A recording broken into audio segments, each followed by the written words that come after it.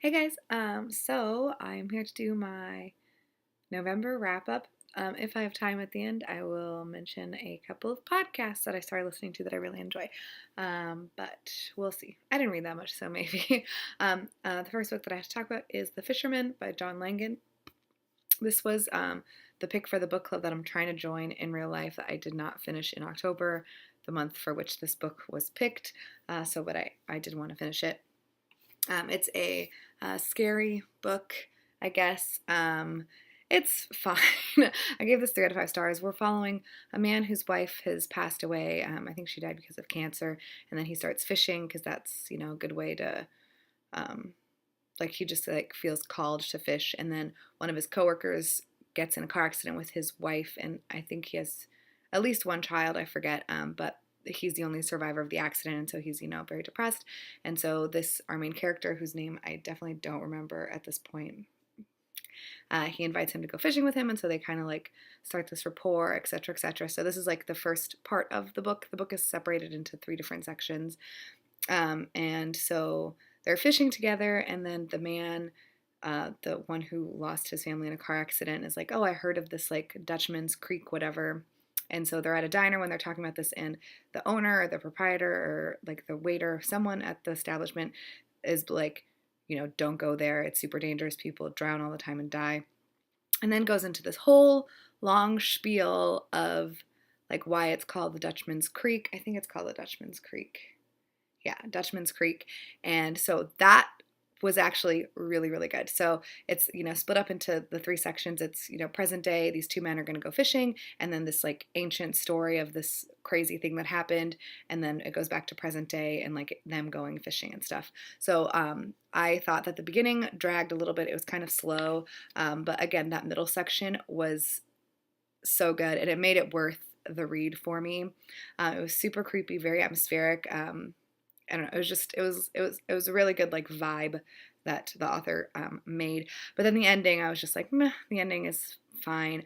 Of course, stuff goes down, but I don't know. It just didn't have that same creepiness factor to me. It was kind of not rushed, but just not super great. So yeah, 3 out of 5 stars. It was good. I wouldn't recommend you run out and buy it though, unless maybe you find it for a couple bucks or maybe from the library. Then I read Major League Chew, which is volume 5 of Chew, and I don't really know what to say about this. This was super popular on BookTube a while ago, and I started reading it and then I never finished, so I'm going to hopefully finish next year. But this guy, Tony Chu, he's a chibopath. He can sense stuff about the food that he eats or whatever it is that he eats because, he's going to have to eat gross stuff. That's the whole point. And yeah, we're getting to know more of his about his family kind of in each issue or each volume. I really like it because they have new characters, and they all have kind of different supernaturally things. So his girlfriend, I forget what she's called, but when she writes about food consumption or what food tastes like, the person who's reading it feels like they're actually eating that food. And yeah, so there's a bunch of other kind of stuff that is happening, but it is good. It is continuing to be good. I think I gave this 3 out of 5 stars too. The next thing that I read is a poetry collection, Kissing Caskets by Mahogany L. Brown, and this is published by Yes Yes Books, which did Danez Smith's first book, Insert Boy. I feel like I don't know if he was on the list for the National Book Award for that one, but I feel like he's getting a lot of hype for his new poetry collection. I don't know who publishes that. I think it might be Grey Wolf Press. I'm not sure, but anyways, so his first collection I absolutely adored, and this is also really good too. I mean, how can you turn away from that cover? Oh, it's so good. I read one of these in my weekly update when I talked about this book, but I definitely would recommend this. I gave this, it's 4.5, 5 in there somewhere, probably 4.5. Very, very good. Okay, so I'm just gonna start talking about this book again because I feel like I went on a rambly tangent. So let's just pretend this is all one shot still. So this book is about Darcy Fallon, who goes to live in a Christian cult commune type thing that is secluded from the rest of society in Northern California, and it's just about her time there. I don't know what I was expecting when I picked this up. I was expecting more of a Heaven's Gate type situation, which is one of the podcasts that I started listening to, by the way. It's super good. Like something a little bit more overtly messed up. Like this is very, you know, it's not good, the situation that she was in, of course, because you know they take away your freedom of choice basically, and it's very like women are subservient to the men, and there's no equality between the genders at all. So it's not good, but it's like more of like a, you know, like underlying like, oh, we all love each other, etc., and like everything's great and wonderful, but like under the surface there's a lot of like garbage. So I was expecting more of something not like that. But that's how they get you. That's how the cults get you, by acting all, you know, we accept you, da da da, whatever, and then they have you. And then it's hard to go, because if you're, you know, finally, like there's a certain point in the book where she finally like is allowed to have a job, and so she goes and she's making money, but she doesn't get to keep any of the money that she makes. She has to give it all to her, I forget what it's called, like the name, Lighthouse Ranch is the name of the place that she was. But so she, you know, has to give all of the money away. So there's, once you're in there, you're trapped and you cannot escape. Even if you want to, you cannot escape because you don't have any money. Like you're totally trapped. Although her family does come to visit her, and I feel like you could, you know, make a reach out to your parents and stuff, but it's hard, and like she gets married at a certain point, and it's very difficult. I thought this was super good. Not exactly what I was expecting. I was expecting something like a lot darker. There were certain points when I was like, oh, they're not that bad, like da da da.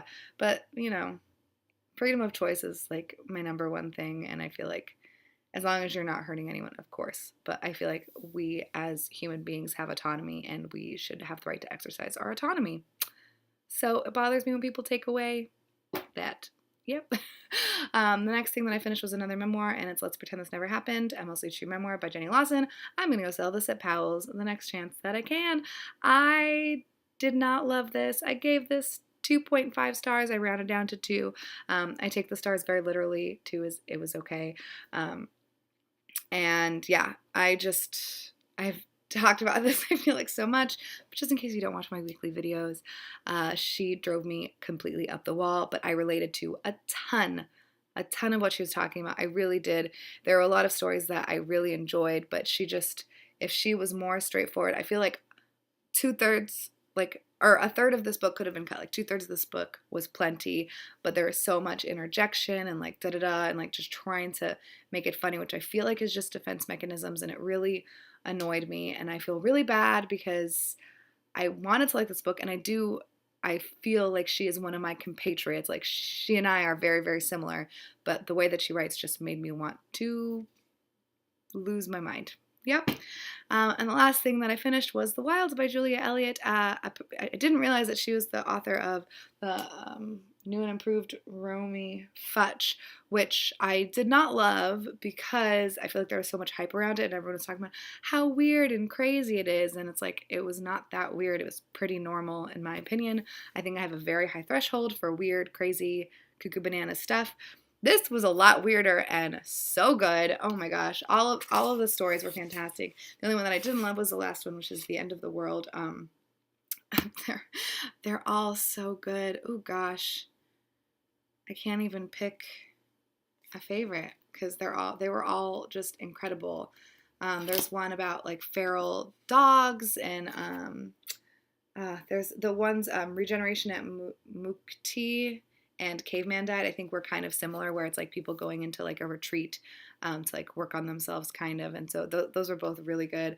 All of them were fantastic. If you like different weird things, oh my gosh, how embarrassing! Someone just looked in through my window. I would definitely and short stories, of course. I would definitely give this a go. And you need to be one of those people that's okay with like things not being tied up in a neat bow. I hate things being tied up in a neat bow, which is I think why I love short stories so much, because it's such a short snippet of an experience that's happening that you don't really get like the A, B, and Z happened and whatever. You just get like A, B, and that's it. And so you kind of have to like speculate and, you know, have like an inkling of what's going to happen. So you need to be okay with that, because that's definitely an aspect to these stories too. And I really liked it. So anyways, those are the books that I read. I'm just going to talk about the podcasts. that I have started listening to recently. Hopefully this video isn't too long. So the first one I want to talk about is Heaven's Gate, which I just mentioned. That one is super good. It's about the Heaven's Gate cult, and it's just so good. There's like an aspect to it too that's super interesting because the guy who does it, he was kind of part of a cult too. So I think it was the third episode that he talked about his experience being in a cult, which I thought was really interesting. That came out weird. Interesting. I thought it was really interesting. And on that note, I also want to talk about, of course, books in the freezer. And Stephanie from That's What She Read talked about Heaven's Gate in their last episode that I listened to. But this one is all about horror books, and it so far is really great. They just had, I don't know what her name is, but it's Rachel from Shades of Orange, I think, and Stephanie from That's What She Read. And they just had on the girl that does the Getting Hooga with It. I think that's the name of her channel. I don't know what her name is though. And yeah, they're just super enjoyable. Of course, I love Stephanie. She's one of my favorite people on BookTube, so it's really exciting that I get to listen to her more frequently and like while I'm, doing stuff and not just like sitting at my computer watching her. I also have started listening to the Paris Review. This is a new podcast too. There's only been 3 episodes so far, I think, maybe 4, but I'm like a week behind on my podcasts. And it's basically just like archives of the Paris Review, and so they've had so far interviews. I think the first one was, oh my gosh, I think it was Maya Angelou was the first one, and they had Jack Kerouac, and then they did like a recreation of James Baldwin interview, because I think there's something wrong with the tape that they had, and they read poems and stuff from past issues, and it's just so well produced. It's super well done. It's one of my favorite podcasts now, and I'm so excited about it. Also, It's Been a Minute is really good. That's Sam Sanders. It's an NPR podcast, and there's 2 episodes a week. Tuesdays, he does like a little interview with someone. I listened to the Bill Nye the Science Guy one, and there's just really, really great interviews. And then on his Friday show, sorry, my legs get uncomfortable really quickly, and I'm sitting on the floor. And then on the Friday show, he does like a week wrap up kind of the news, but like in a super fun, casual kind of way. So if you don't really listen to the news that frequently, or if you are looking to get into listening to the news, it's a pretty good way to do that. I've also started listening to, sorry, this is a lot of podcasts, Heat Rocks, which is 2 people whose names I don't know because I just started listening to it. But they basically have on a guest, and that guest goes over an album that really, like, I don't know if inspired is the right word, but that they really enjoyed growing up, or just in general. And it's mostly, I feel like, R&B. I feel like there was like a rap one maybe. I don't know. It's really good. The first one so far has been my favorite, like music wise, because I think it was more of like an older sound, which I prefer. I'm not a huge fan of like newer music per se, but that one is so good, and it's really interesting listening to because they're very smart. I feel like they are like journalists for music things or something, but they're very smart. I sound like I'm not very smart right now, but you know what I'm saying. It's good to listen to them. And the very last one that I want to talk about is Weird Work. My only problem with this one is that the narrator's voice grates. I almost need to stop listening because I can't listen to his voice, but it's a really interesting topic. It's about people who do weird work. He's had someone from The Bachelor on it. He had an insect, like an insect wrangler or whatever for movies. Someone who does ASMR videos on YouTube. I can't really remember the other ones, but someone who's a mermaid. So it's just like a fun, cute one. It's like 20 minutes usually. And yeah, that is all I have to talk about for the month of November. Too many words. Maybe I should split this up again. Who knows? Anyways, let me know if you've read any of the books that I have talked about, or if you have listened to any of the podcasts that I've talked about. It would be nice to talk to you. And I hope everyone's having a great December so far, even though it just started.